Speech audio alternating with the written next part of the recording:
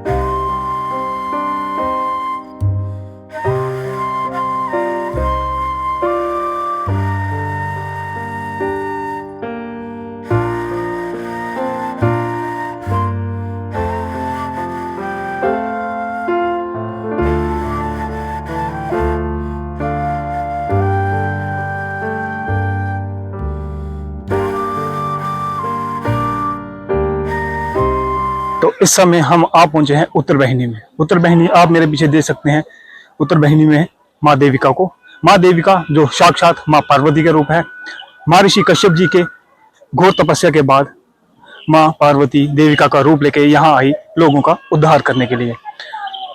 अब इस समय आपको पानी दिख रहा होगा क्योंकि इस समय चल रहा है सावन का महीना, और सावन में आपको पता है बारिश होना लाजमी है, इसीलिए आपको सामने पानी दिख रहा है।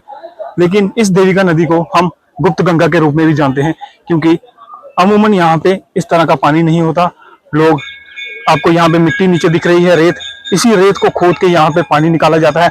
अब मैं आपको पहले दिखाता हूँ कि इसे गुप्त गंगा क्यों कहते हैं। सबसे पहले मैं आपको यहाँ पानी, ये आप रेत देख रहे हैं, इसे मैं खोदूंगा और यहाँ से पानी निकालूंगा।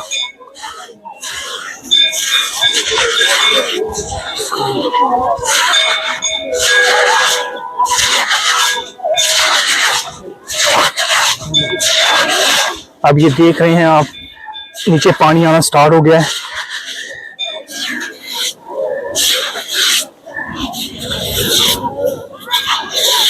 इसी तरह लोग यहाँ से पानी निकाल के नहाते हैं। और यहाँ नहाने का महत्व ये है, जो प्रयागराज नहा के आया है, स्नान करके आया है, अगर वो यहाँ आके स्नान नहीं करेगा तो उसका कोई महत्व नहीं मिलने वाला। इसीलिए जो प्रयागराज या जो गंगा जी नहा के आए हैं, उन्हें यहाँ स्नान जरूर करना चाहिए, ताकि उन्हें भी उनका महत्व मिल सके। तो आपने गुप्त गंगा देख ली है। क्यों देविका नदी को गुप्त गंगा कहा जाता है? क्योंकि जितना मैं नीचे मिट्टी को निकालते जाऊंगा, इतना ही पानी का स्तर जो है वो बढ़ता जाएगा। अब मैं आपको उत्तर वाहिनी की पूरी इतिहास बताऊंगा कि उत्तर वाहिनी का आखिर इतिहास क्या है। सामने आप मेरे लोगों को देख सकते हैं कि किस तरह वो रेत से शिवलिंग बना रहे हैं। अब एक महत्व तो आपको पता चल गया, देविका नदी जो साक्षात माँ पार्वती का रूप है। दूसरा महत्व ये है कि हमारे यहाँ के राजा, जो बाद में महाराजा के तौर पर जिनका राज्याभिषेक हुआ, यानी कि महाराजा गुलाब सिंह। कहा जाता है कि महाराजा गुलाब सिंह जब वो सिपा सालार थे, यानी कि सिपा सालार का मतलब होता है जनरल, आर्मी जनरल। जब वो आर्मी जनरल थे किसके? महाराजा रंजीत सिंह के। तो वो यहाँ एक बार शिकार खेलने अपने सैनिकों को लेके आए, लेकिन तब गर्मी इतनी थी, उन्होंने सोचा क्यों ना थोड़ा विश्राम कर लिया जाए। तो वो एक पेड़ के नीचे बैठ गए। जब वो पेड़ के नीचे बैठे तो उनकी आंख लग गई, यानी कि उन्हें नींद आ गई।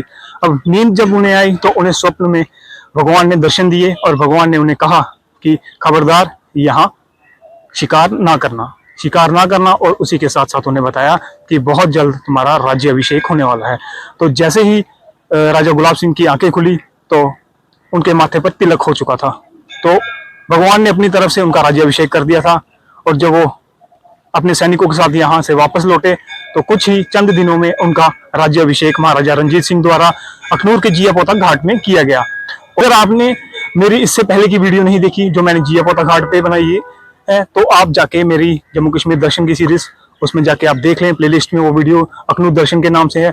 आपको अखनूर का भी पूरा इतिहास पता चल जाएगा।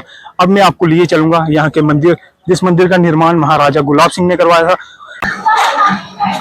तो अब हम आ पहुंचे हैं श्री लक्ष्मी नारायण जी के मंदिर, जो मैंने जैसे आपको पहले बताया महाराजा गुलाब सिंह द्वारा सबसे पहला बनाया गया मंदिर श्री लक्ष्मी नारायण जी का मंदिर। तो यही मंदिर है। तो चलिए करते हैं भगवान श्री लक्ष्मी नारायण जी के दर्शन।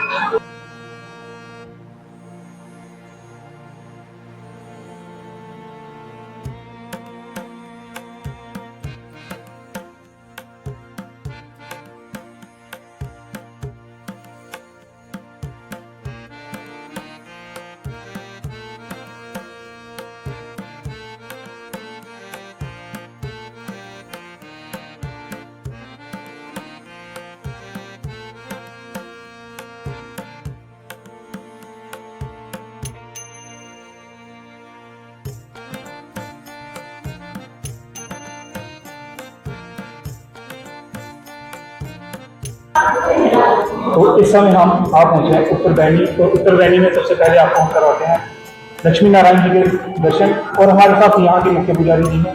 यहाँ का इतिहास हम इन्हीं से जानेंगे। तो पंडित जी, जरा इतिहास के बारे में आप थोड़ा बता दीजिए।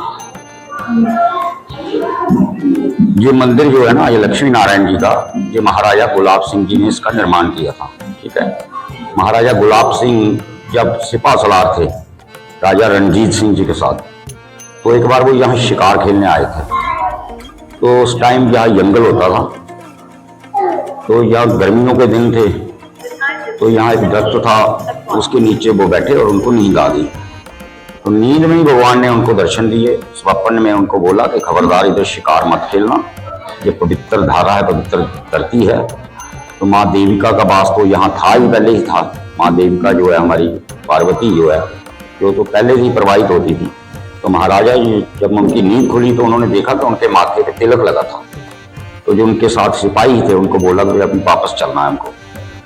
तो वो जहाँ से वापस चले गए, और थोड़े दिनों के ही बाद जिया पोता का अखनूर में उनको राय तिलक हुआ। तो राय तिलक होने के बाद उनको पता था कि भगवान ने मुझे पहले ही राय तिलक दिया है। तो वो अपने कुल पुरोहित के पास गए, जो उस समय काशी में थे। तो महाराजा गुलाब सिंह काशी में गए और अपने कुल पुरोहित से बोला कि मुझे एक मंदिर का निर्माण करना है, आप मेरे साथ चलिए। तो पुरोहित जी ने बोला कि मैं चलूंगा, तब चलूंगा कि अगर आप मुझे काशी बना के दोगे।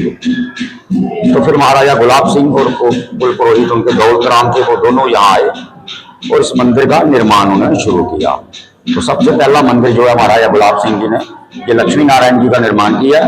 उसके बाद हमारा अभिमुक्तेश्वर मंदिर है, शिव मंदिर, तो दूसरा जो है उसका निर्माण भी उन्होंने किया है।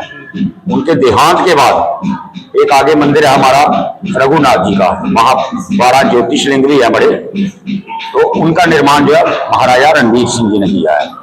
तो हमारे उस टाइम पे यहाँ पाठशाला होती थी, संस्कृत विद्यालय थे उस टाइम पे, तो यज्ञशाला थी, गौशाला थी, काफी विद्यार्थी यहाँ पंजाब से, हिमाचल से काफी पढ़ते थे उस टाइम पे।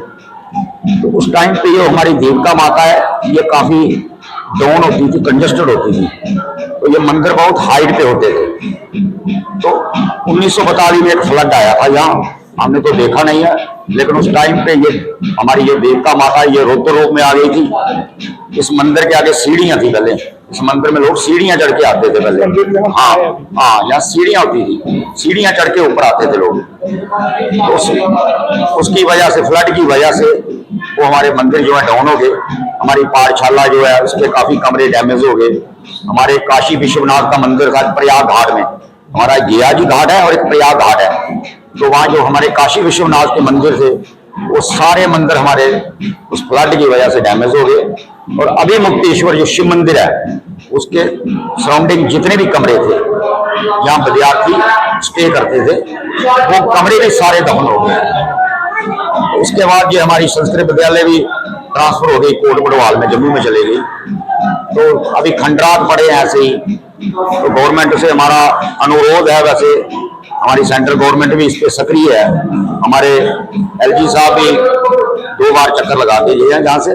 तो हमारा एक प्रपोजल सेंट्रल गवर्नमेंट का बना, एक प्रसाद योजना का, उसका जो हमारा कोई 49 करोड़ रुपए का एक प्रोजेक्ट है, तो अभी वो इम्प्लीमेंट नहीं हुआ है। तो हमें उम्मीद है कि जल्दी से जल्दी वो इम्प्लीमेंट हो जाएगा और हमारा जो उत्तरबनी प्रमंडल का विकास होगा। तो इसके लिए हम गवर्नमेंट से प्रार्थना करेंगे कि जो भी हमारा रुका हुआ जो पैकेज है, फंड्स है, उनको रिलीज जल्दी जल्दी करें, और जो भी हमारी पाठशाला वगैरह है इनका जो दोबारा निर्माण करें अच्छे तरीके से, और दोबारा यहाँ कोई संस्कृत विद्यालय बने और बच्चे अच्छे तरीके से संस्कृत सीख सकें और पढ़ सकें। जो ये हम शिवलिंग देख रहे हैं, ये मोना शिवलिंग से या क्या है? ये शालीग्राम है, ये शालीग्राम, शालीग्राम है, ये विष्णु रूप है। शालीग्राम जो विष्णु रूप है, शालीग्राम की पूजा होती है। अभी हम कहीं घर में भी पूजा करते हैं, कोई नारायण बलि वगैरह, वहां भी शालीग्राम जो विष्णु रूप होते हैं ना, तो शालीग्राम की पूजा करते हैं वहां, विष्णु रूप ही है, शालीग्राम है। ये हमारे तो हमारी देविका नदी है जो उत्तर की तरफ बहती है, इसीलिए इसका नाम पड़ा है उत्तरवाहिनी। तो ये इसका इतिहास है, उत्तरवाहिनी का प्राचीन जो इतिहास है। हमने यहाँ सुना कि यहाँ कहीं भगवान विष्णु के पद चिन्ह भी है। हाँ, पद चिन्ह ये है, इधर ही है, पद चिन्ह ही है भगवान विष्णु के। हाँ, तो ये भगवान विष्णु जी का पद चिन्ह है। ये भगवान जी का पद चिन्ह है और ये तांबे का भी रखा है पद चिन्ह। ये पद चिन्ह ये उनका ओरिजिनल है और ये बाद में तांबे का बनाया गया है। हाँ, तांबे का बनाया गया है। जब निर्माण किया होगा ना तो इनके विष्णु उसी के तर्ज पर भी तांबे का बनाया। हाँ, अभी जो आप हमें अभी मुक्तेश्वर मंदिर बता रहे हैं, हाँ। वो यहाँ से कितनी दूर है? वो बस पुल के पार है, ये आगे पुल है ना, आगे पुल पार करके वो हमारा अभिदेक्ष मंदिर है। महाराजा गुलाब सिंह द्वारा बनाया जी गया जी है। जी जी। और 22 मन की हमने सुना है कि हाँ, घंटी है 22 मन की, बहुत बड़े हमारे नंदी है वहाँ। संगमरमर हाँ, बनाए हुए हैं। तो काफी हमारे शिवलिंग भी वहाँ पड़े हैं जो महाराजा गुलाब सिंह जी ने उस टाइम पे लाए थे कि अगर किसी ने मंदिर का निर्माण करना हो तो दूर दूर से लोग आते हैं बेचारे और वो शिवलिंग लेके जाते हैं। जैसे अभी काफी पड़े हैं हमारे यहाँ। तो उसी के साथ साथ महाराजा गुलाब सिंह जी ने यहाँ गया जी का भी निर्माण किया है कि अगर हमारे प्राचीन टाइम पे लोग जाते थे गया जी, तो उस टाइम बोलते थे जो गया सो गया, तो पैदल जाते थे लोग, काफी टाइम लगता था, समय लगता था, लोग वापस भी नहीं आते थे।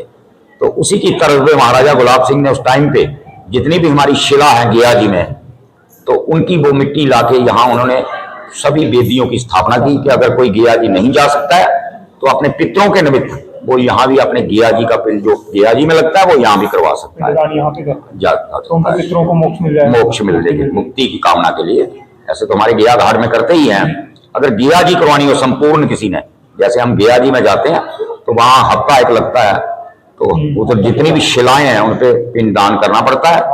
तो काफी दूर दूर शिलाएं होती है, एक सूरज कुंड वगैरह। हाँ, बस उसी तर्ज पे जहाँ भी ये हमारे सराउंडिंग जितनी भी हमारी परिक्रमा है ना, इसके सराउंडिंग वेदियां बनाई है उनकी कि अगर कोई गया जी नहीं जा सकता है तो यहाँ जाके भी करवा सकता है। अभी थोड़े दिन पहले हमारे एक RS पुरा के आए थे रैना साहब, तो उन्होंने भी यहाँ पे गया जी का श्राद्ध करवाया अपने पितरों के निमित्त, गया जी का सभी वेदियों पे। और गया घाट के बारे में हमने सुना है कि वहाँ एक पीपल का पेड़ हुआ करता, बड़ा पेड़ हुआ करता था प्राचीन, हमने तो देखा नहीं है। तो उस टाइम पे बोलते हैं प्राचीन टाइम पे कि वहाँ उसके पत्ते जो थे वो सोने के थे, हाँ वो चांदी का होता था, दूध की बहती थी, ये प्रयाग घाट में दूध की बहती थी। अभी कई लोग रात को देखते हैं तो ऐसा लगता है कि शायद दूध की गंगा बहती है, कि प्राचीन टाइम की बात है। तो काफी मंदिर थे हमारे वहाँ, बड़े बड़े दरख्त थे वहाँ, बरगद के पेड़ थे, पीपल के पेड़ थे। वो फ्लड की वजह से सारे डैमेज हो गए हैं। तो अभी दोबारा एक मंदिर बनाया था, लेकिन 1991 में दोबारा फ्लड आया था, तो उसकी वजह से वो मंदिर भी डैमेज हो गए जो दोबारा बनाए थे। तो ये इसकी प्राचीन हिस्ट्री जो है उत्तरवैनी की है। तो अब आपने पंडित जी से यहाँ की पूरी हिस्ट्री सुन ली है। हम भी गवर्नमेंट से एग्री करते हैं कि इस तरफ भी ध्यान दिया जाए ताकि इसको भी एक टूरिस्ट प्लेस की तरह डेवलप किया जाए, लोगों को पता चले यहाँ का, क्योंकि यहाँ से भी गया जो लोग गया जाते हैं कहीं वहाँ तक नहीं पहुँच पाते, वो लोग यहाँ पे पिंडदान करते हैं। तो सबको यहाँ का इतिहास पता चले और इसको टूरिज्म एक तंत्र पर एक्सप्लोर किया जाना चाहिए। तो इसी के साथ आपका हर हर महादेव, जय श्री राम।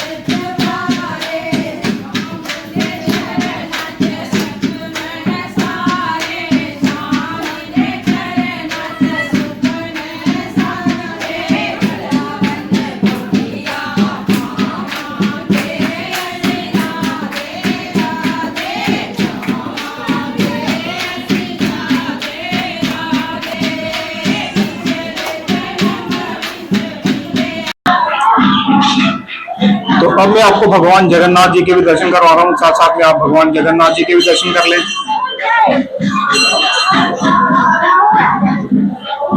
इसी के साथ साथ भगवान राधा कृष्ण भगवान के भी आप दर्शन करें।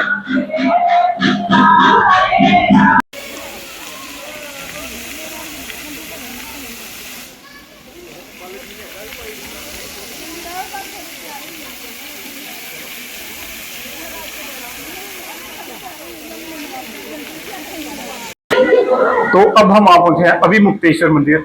ये चलिए करते हैं पहले भगवान शिव के दर्शन, और इसी मंदिर में 22 मन की घंटी है, वो भी मैं आपको दिखाऊंगा, उसके दर्शन भी आपको करवाएंगे। ओम नमः शिवाय, ओम नमः शिवाय।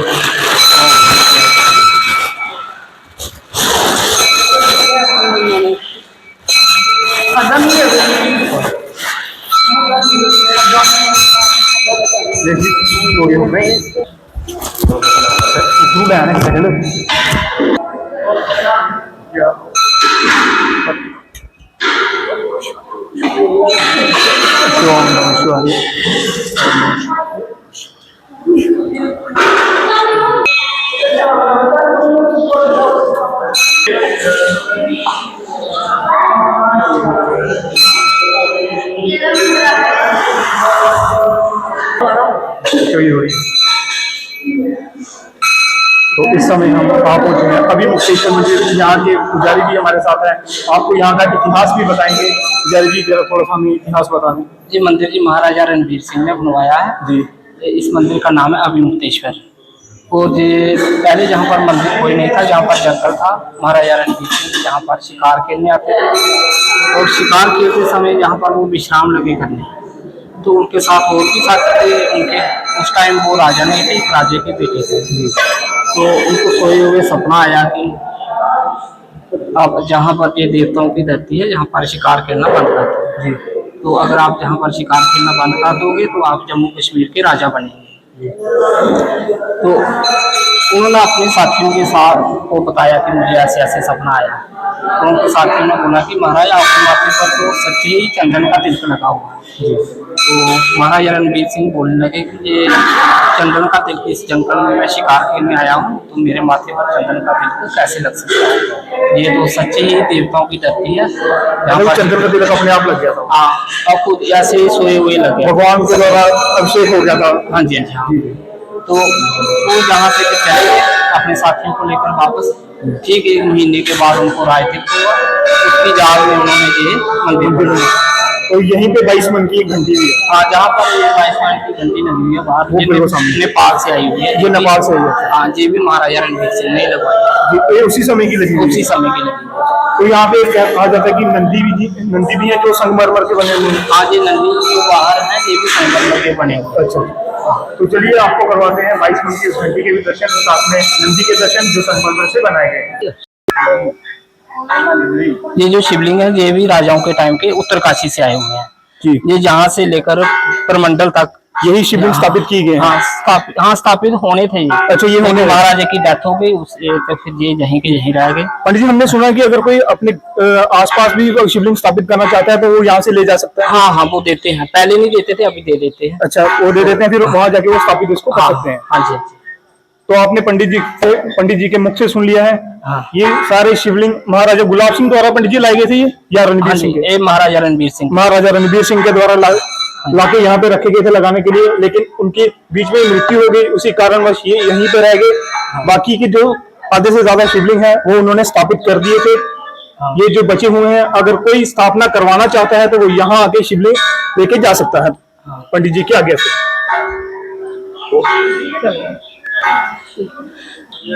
अब आप नंदीगन देख रहे हैं जो संगमरमर से बनाए हुए हैं। इन्हीं के पीछे है हमारी 22 मन की घंटी जो नेपाल से लाई गई है, वो भी आपको हम दर्शन करवा रहे हैं। ये सामने आप 22 मन की घंटी देख रहे हैं। 22 मन यानी कि 821 किलो 821 किलो की घंटी ये है जो नेपाल से लाई गई है। तो आप इसके भी दर्शन कर लें।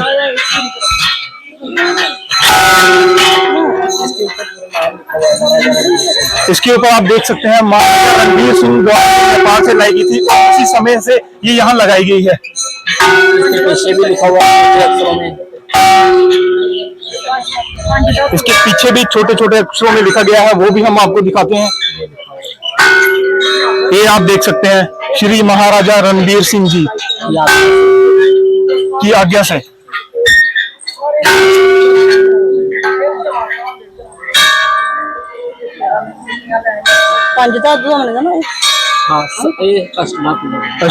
ये अष्ट धातु से घंटी बनाई गई है।